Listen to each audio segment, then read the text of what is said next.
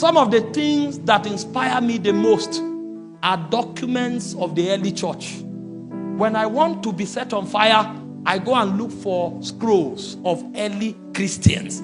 The kind of Christianity they had, it will take a revival for us to experience that kind of Christianity anymore. You know, in the early church, they don't celebrate birthdays because your birth means nothing. They are interested in knowing how you died. Because these guys were not interested in how you came. They want to know how you exited. What is the witness you left for your generation? And so the way they honored men, it's in how they died.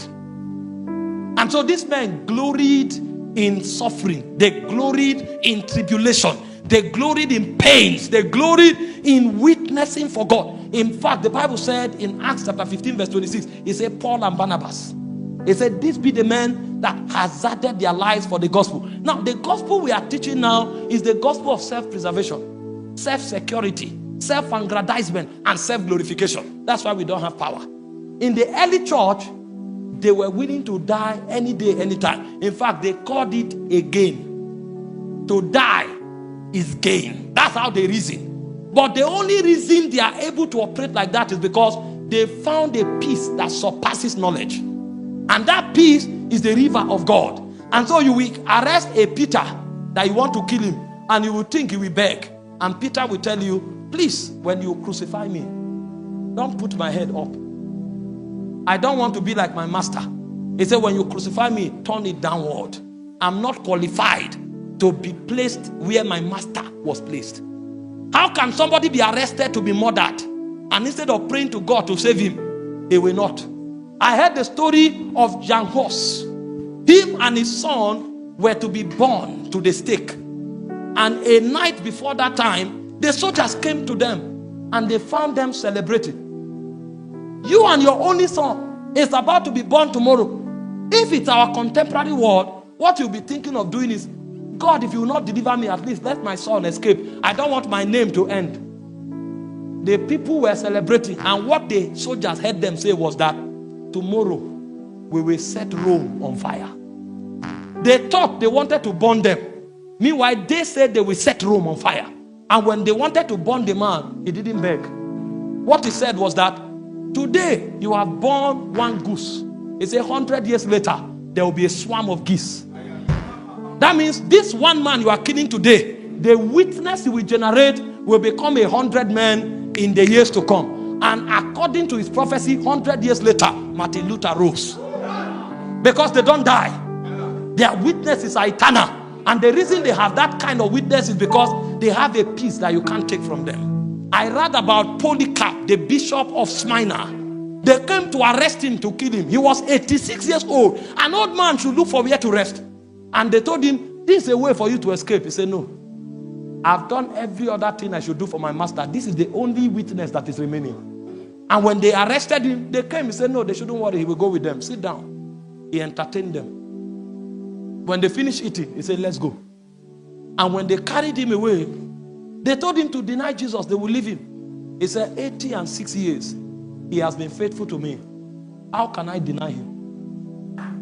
And when they butchered them, they were singing hymns to the God of Zion. What kind of assurance is that? That's why Paul said, if only in this life we have hope, we are of all men most miserable. There are many Christians today, they think they are doing well, they are miserable because they are afraid of death. They have not found that assurance that is stronger than death. But when you enter the presence of God, there's a river that flows into your spirit. It makes you become like Mount Zion that cannot be moved. I read the story of Perpetua and Felicity. Pregnant princess was about to be killed. And they said the child is innocent. So they gave her 3 months to give birth. In 3 months, she didn't plan to escape. In 3 months, she was waiting for the day where she too will be honored enough to be a martyr. Because they saw martyrdom as the greatest honor in the kingdom. That's why James 1:12 said, even if we were beheaded, he said we will receive the crown of life. So to them, martyrdom was an honor. What kind of peace is that? It is a peace that surpasses knowledge. It's a peace that surpasses understanding. And this was the texture of witness that the early church brought. And true to what the people said, it was not a bluff. 3 days after she gave birth, they brought them to the arena naked. Do you know the pains a woman feels after giving birth? She is literally full of injuries. There was no time to recover. And they were carrying wild lions, beasts. They say you have one choice: to deny Jesus and go free. If it's our word now, we'll say we are intelligent. We'll say we'll deny him and ask for forgiveness later. Because God is a forgiving God. Because that's the kind of forgiveness we were taught. Somebody met me and said, even if I fornicate today, God will forgive me. He doesn't know the judge. He only knows the Father. He doesn't know the judge. That God is a just recompense. Every action and every witness has a reward in Zion. These men were more concerned of eternity. That's why Paul said, our light afflictions are for a moment. Do you know what Paul called a light affliction? Is to be flogged 39 strokes 4 times. That's a light affliction to Paul. Is to be stoned to death and to rise up. Is to be imprisoned 3 times. That's a light affliction. Why did he call it a light affliction? He said they work for us an exceeding weight of glory. Why? He said, why we look not at the things which are seen, but the things which are not seen. He said the things which are seen, they are temporal. That means the prison is temporal. The embarrassment is temporal. The 39 stroke is temporal. There was a time Paul fell into the water. And Paul was in the ocean for 1.5 days. They forgot him. They thought he would die. Paul said, a day and a half I was in the deep. But when they brought him out, the man had become aquatic. He can't die. And they tore these women apart with white beasts. You would think the church would be afraid.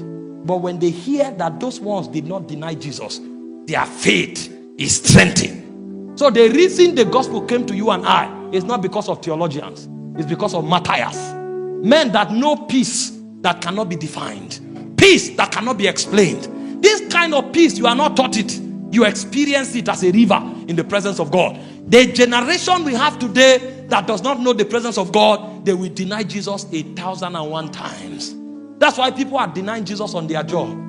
Say, I'm a police officer. If I don't bring the bride, I will lose my job. And so what? What is your job compared to eternity? Somebody comes and tells you, I don't have anything to eat. That's why I became a harlot. You are not a Christian. You were not taught correctly.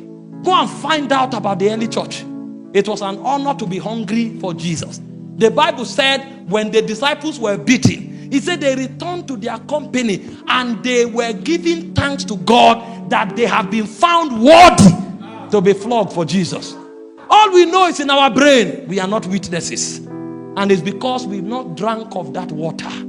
The Bible said there's a river that flows from the throne of God. It said the streams, it maketh glad the city of God.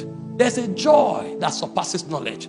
It is in the presence that you are introduced into that economy. That's where you will no longer bother what men say. Jesus said, blessed art thou when men persecute you for my name's sake. Because a blessing is not only a car. A blessing can also be persecution. If you understand reality from Zion. But for you to call it a blessing, you must have drank of that water. There's a water that is served to those who come to the presence. That's why they become like Mount Zion that cannot be moved. I fear for our generation. Intelligent, full of lingo and drama and charisma, but there is no stamina in the presence.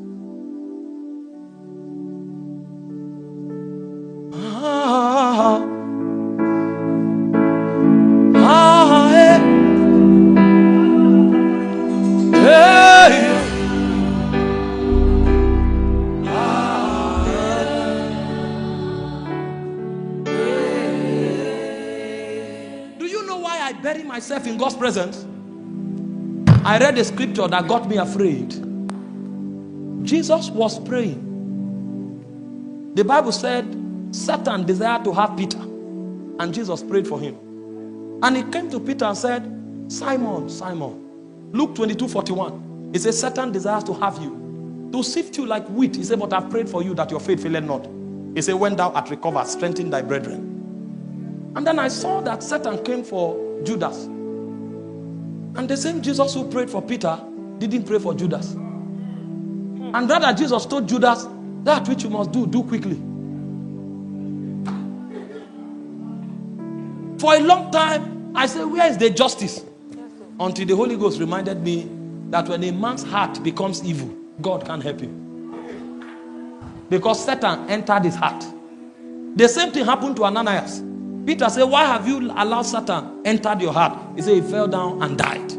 And so what I feared was that it's possible, because Jesus told the disciples, he said, you will sit with me on 12 thrones to judge the 12 tribes of Israel. And now discovered it's possible for you to live on earth and forgo and forfeit what was planned for you in eternity. Because Judas' destiny was to sit on a throne with Jesus as a judge forever and ever. But he lost it. And so I told God, everything you designed for me to be, I must be. And the only way to do that is to stay enough in God's presence until the light comes to show you your destiny. Until the fire comes to intensify your spirit. Until the sound comes to quicken you. Until the coals come to purify you. Until the waters come to give you peace. Else you will never fulfill destiny. And the final thing I will touch, I can't talk about life, is that there are crystals in God's presence. Those are the secrets of God. In Revelation 4:3, it says, when I saw him, he was clothed with jasper and sardine. So the secrets of God are locked. And the symbol of those secrets are crystals. So if they are not open, you can't see it. And what the crystals come to do is to humble you.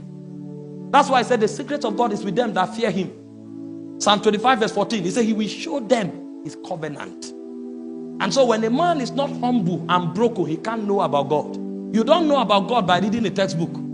You can teach intelligently about healing and pride yourself in your knowledge. You cannot heal headache. Because the ability to heal sickness is a secret. The healing theology can be intellectual, but the healing itself is a secret. And so after you have read, it will take God to reveal to you the secret of healing. So the way God designed it is that you cannot pride about spiritual knowledge. You will humble yourself into it. Because spiritual knowledge are locked up. The crystal is a sign of mysteries. That spiritual things are locked. You cannot break into them. You can only be allowed into them. And so the 6 things you find in God's presence are crystals. So you can stand in front of a reality and you will never know it. Until the crystals is allowed to open to you. That's when you can read the oracles of God. And so the presence of God humbles men. The presence of God breaks men. When you find a man who truly meets God, he is humble and broken. Every proud man is a theologian. He's an intellectual. He doesn't know God. A man who has seen God, the first thing that will happen to him is that he will fall like a dead man. Ezekiel saw God, he fell like a dead man. Daniel saw God, he fell like a dead man. John saw God, he fell like a dead man. Nobody sees him and remains proud. If you see him, you will break. A contrite heart and a broken spirit, thou, O Lord, shall not despise. So what causes God to open his oracles to you is the state of brokenness. And so what the presence of God will do for you is that it will break you. Arrogance does not exist there, because only one king must be worshipped. His name is the I am that I am. Is the ancient of days. There is none like him. When we come before him, all of us become like chaff. That's why even the 24 elders, they fall from their throne and they cast their crown, because there's only one excellent majesty on high. Is the God of Zion. And if you come to the presence, one of the things you'll be taught is that only God should be exalted.